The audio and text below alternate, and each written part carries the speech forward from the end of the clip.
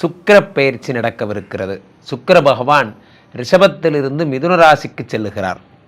மிதுன ராசிக்கு செல்லுகின்ற சுக்கிர பகவான் ஏற்கனவே அங்கே இருக்கிற தேவகுரு பிரகஸ்பதியை மீட் பண்ணுறார்.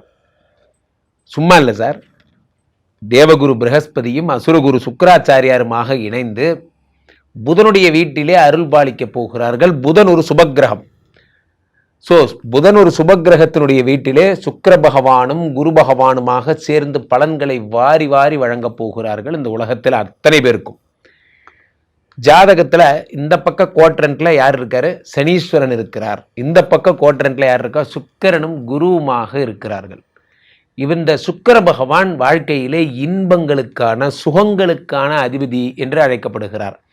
ஜோதிடத்தில் கலத்திரகாரகன் என்றும் அழைக்கப்படுகிறார். திருமணமாகுது ஒருத்தருக்குன்னா அதுக்கு சுக்கிரனுடைய அருள் கண்டிப்பாக வேணும். இல்வாழ்க்கையில் மகிழ்ச்சி, தம்பதிகள் சந்தோஷமா இருக்காங்கன்னா சுக்கிர பகவானுடைய அருள் என்பது கண்டிப்பாக தேவை. ஆக இந்த சுக்கிரன் காதல் மற்றும் இல்வாழ்க்கை, மகிழ்ச்சி, இன்பம்னு வாழ்க்கையில் என்னென்ன இருக்கோ அது அத்தனைக்கு சுக்கிர பகவான் தான் அதிபதியாக இருக்கிற மிகப்பெரிய பங்களா, மிகப்பெரிய சொகுசு வாழ்க்கை, ஆடம்பரமான காரு, வாசனை திரவியங்கள் போன்ற அத்தனை விஷயத்துக்கும் சுக்கிரன் தான் காரகத்துவமாக இருக்கார். இந்த சுக்கிரத்தை சொல்லுவோம் இல்லையா, உங்களுக்கு என்னங்க சுக்கிர தசை அடிக்குது, அடி தூள் பண்ணுறீங்கலாம் சொல்கிறாங்கல்ல. அப்போ அந்த சுக்கிரன் என்றால் என்ன அப்படின்னா மகிழ்ச்சிக்கான கடவுளாக இருக்கிறார். கலைத்துறையில் இருப்பவர்களுக்கெல்லாம் இந்த சுக்கிரனுடைய அருளாசி தான் மிகப்பெரிய வெற்றியை தருகிறது. அதை போலவே இசைத்துறையில் இருப்பவர்களுக்கும் இந்த சுக்கிரன் தான் அருளாசி தருகிறார். அவ்வகையிலே இந்த சுக்கிர பயிற்சி ஒவ்வொரு ராசிகளுக்கும் யார் யாருக்கெல்லாம் குபேர சம்பத்துகளை தரப்போகிறது, யார் யாருக்கெல்லாம் திருமண யோகங்களையும் வைபவங்களையும் பிள்ளை பிராப்தியும் உண்டாக்கப் போகிறது, யாரெல்லாம் வெளிநாடு போக போகிறீங்க என்பதையெல்லாம் ராசி ரீதியாக பார்த்து விடலாம். தனுசு ராசிக்காரர்களுக்கெல்லாம் இந்த சுக்கிர பயிற்சி என்ன பலன்களை தரப்போகிறது? தனுசு ராசிக்காரர்களுக்கு 6 7ஆம் வீட்டில் மறைகிறான். 6 7ஆம் வீட்டில் மறையும் பொழுது என்ன பலன்களெல்லாம் ஏற்படும் என்றால், 6 மட்டுமல்ல நண்பர்களே, அவரே தான் 11 அவன் 7ஆம் வீட்டில் மறைகிறான். 7ஆம் வீட்டில் ஏன் மறைகிறான் என்று சொல்கிறேன் என்றால், அது உங்களுக்கு பாதகாதிபதி புதனுடைய வீடு. 6 7ஆம் வீட்டில் இருக்கும் பொழுது என்ன ஏற்படும்? இந்த 7 கெட்டு போகும் சார். நமக்கு என்ன பிரச்சனைனா, நமக்கு யாருன்னா நமக்கு யார் கூட சேர்ந்த சகவாச தோஷம், நம்ம போய் 7 கூட சேர்ந்து அந்த 7 பிடிச்சி கெடுத்து விட்டுறோம். அதான் பிரச்சனை. உங்களுக்கு 1 4 குரு பகவான் 7ஆம் வீட்டில் இருக்கிறார்.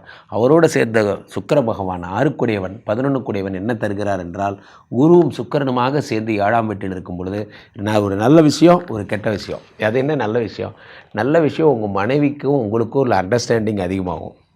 கெட்ட விஷயம் என்ன அப்படின்னா, ஆஃபீஸில் உங்களுடைய நிலை என்பதை நீங்கள் ரொம்ப ஜாக்கிரதையாக பார்த்துக்கணும். 4ஆம் வீட்டுக்கு 4 குருவோடு 6 சுக்கிரன் சேரும் பொழுது உங்களுடைய ஜாபை கிண்டல் பண்ணுவாங்க, கொசிப்ஸ் பண்ணுவாங்க. சார் நீங்கள் எது பண்ணாலும் சரி, நீங்கள் ஏதாவது ஒரு பேப்பரில் உட்காந்து என்னடா ரிசைன் பண்ணுற போல இருக்குது, பேப்பர் போடுறியா அப்படிங்கிறது. நான் எங்கடா ரிசைன் பண்ணுறேன், எனக்கு எக்ஸ்ட்ராவாக ஒரு பணம் வேணும், over time application form, leave application form எழுதுனா கூட இவங்க என்ன பண்ணுவாங்க, அதுக்காக ரிசிக்னேஷன்வாங்க. அதை அவங்க மேனேஜர்ட்டே சொல்லுவாங்க, பாருங்கள் சார் எவ்வளோ தைரியமாக உங்கள் முன்னாடி உட்காந்து எழுதுறா சார், ஏதாவது ஒன்று சொல்கிறது. இந்த கொசிப்ஸை தடை பண்ணுங்கள். உங்கள் மேனேஜரை அவங்க கூப்பிட்டு கேட்டாலும் ஒரே வார்த்தை என்ன சொல்லணும், சார் நானாக உங்கள்கிட்ட எது சொன்னாலும் அதை மட்டும் நம்புங்க, மற்றபடி இவனுங்க சொல்கிறதெல்லாம் கேட்காதீங்க, இங்கே இருக்கிற அத்தனை பேர் எனக்கு எகென்ஸ்ட்டு சார் அப்படிங்கிறத புரிய வச்சிட்டிங்கன்னா பாதி ப்ராப்ளம் சால்வ். பிரச்சனை என்னவென்றால், இல்லாதது பொல்லாத சொல்லியே இங்கே இருக்கிற கூட்டம் வயிறு வளர்த்துக்கிறது.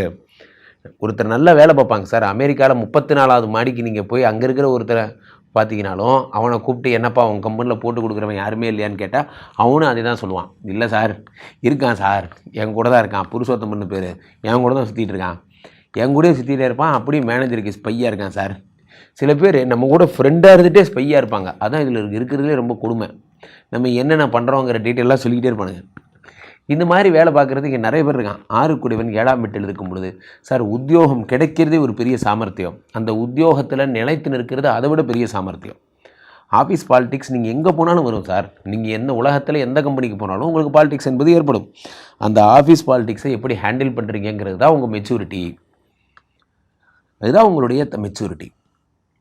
ஸோ எவ்வளோ மெச்சூர்டாக நீங்கள் அதை ஹேண்டில் பண்ணுறீங்கிறத பொறுத்து தான் உங்களுடைய அடுத்த படிநிலை என்பது இருக்கிறது. ஆக 6 கூடியவன் 7ஆம் வீட்டில் இருப்பது இத்தனை பெரிய பிரச்சனைகளை உண்டாக்குகிறது.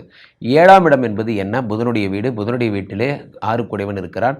உடல்நிலை சரியாக போகிறது. 1-4 தாயாரின் உடல்நிலை என்பது சரியாகிவிடும். அதே நேரத்தில் 7 என்பது உங்களுக்கு இது வெளிநாட்டு யோகங்கள். அப்போ 6 கூடியவன் 7ஆம் வீட்டிற்கு செல்லும் பொழுது வெளிநாட்டு யோகங்கள் தடைபடுவதற்கான ஒரு அம்சமாக இருக்கும்.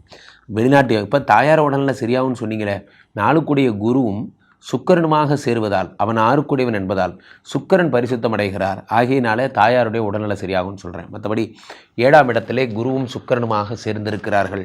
இவர்கள் சேர்ந்திருக்கிறதே ஒரு மிகப்பெரிய விஷயம். புத்திரகாரகன், அந்த புத்திரகாரகனோடு உங்களுக்கு சுக்கிரனும் சேர்ந்திருக்கும் பொழுது தம்பதிகளுக்குள்ள வாங்க அப்படியே ஒரு 2வது ஹனிமூன் போயிட்டு வரலாம். ஒரே மைண்டு ஃபக்கிங்காக இருக்குது சார், வேலை செய்யவே பிடிக்கல, என்ன செய்கிறதுனே தெரில, ஊட்டி வரைக்கும் போயிட்டு வரலான்னு நினைக்கிறேன் சார், ஆனால் என்ன சார் பண்ணுறது, காசு இல்லை சார், அதனால் என்ன பண்ணேன் சார், ஈஸியாக வரைக்கும் போய்ட்டு திரும்பி வந்துட்டேன் சார். Very good. ஏதோ ஒன்று மொத்தத்தில் வெளியே போனீங்களா இல்லையா? கடவுள் எதை பார்க்கிறார்? மகிழ்ந்திருக்கிறீர்களா என்று தான் பார்க்கிறார்களே தவிர நாம நினைத்து கொள்வது தான். ஏலகிரி மலைக்கு மேலே ஏறி நின்று பார்த்தா தான் உங்களுக்கு சந்தோஷமாக இருக்கும்னு நீங்களாக நினச்சிக்கிறீங்க.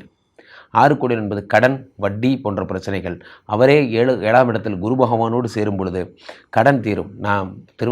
நீங்கள் திருப்பதி போனீங்கன்னா திருப்பதி வெங்கடாஜலபதி விட்டு போய் வெங்கடாஜலபதி சார் எனக்கு ஒரே கடனாக இருக்குது சார், காப்பாற்றுங்க.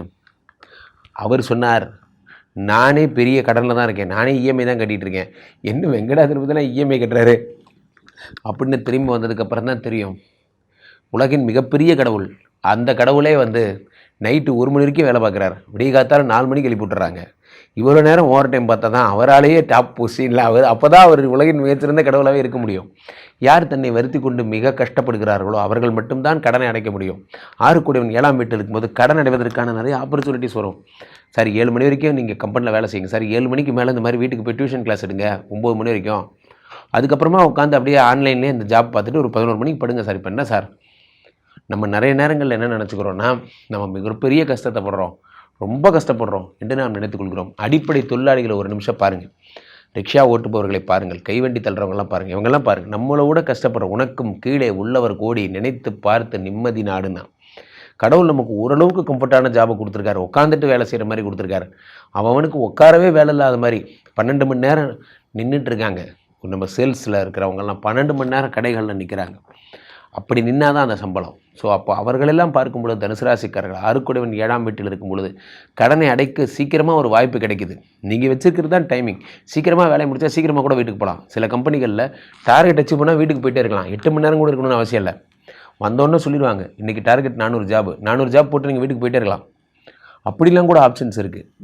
ஸோ நிறைய உங்களுக்கு எவ்வளோக்கு எவ்வளோ டைமை சிக்கனம் பண்ணி அதை பணமாக மாற்றுறீங்கிறது தான் உங்கள் சாமர்த்தியம். அவ்வகையில் நீங்கள் மிகச்சிறப்புடன் தனுசு ராசிக்காரர்கள் இருப்பீர்கள். 6 கூடியவன் 7ஆம் வீட்டில் இருப்பதால் ஒரே ஒரு விஷயம் மட்டும்தான் உங்களுக்குள்ளே தம்பதிகளுக்குள்ள அனுசரணையும் மகிழ்ச்சியும் ஏற்பட போகிறது. ஆஃபீஸ் ஜாப்பில் போட்டு கொடுக்குறாங்களே, நமக்கு வேலையில் பிரச்சனை பண்ணுறாங்களேன்னு வருத்தப்பட வேண்டாம். அதை நீங்கள் தான் ஃபேஸ் பண்ணணும், அதில் மாற்று கருத்தே இல்லை. அதே மாதிரி ஓவர் டைம் வருவதற்கான வாய்ப்புகள், புதுசாக சம்பாதிக்கிறதுக்கான வாய்ப்புகள் வரும். அதை பயன்படுத்தி கடன்லேருந்து வெளியே வாங்க. காரணங்கள் தேவையில்லை, கடன்லேருந்து வெளியே வந்தால் அதுவே பெரிய அச்சீவ்மெண்ட்.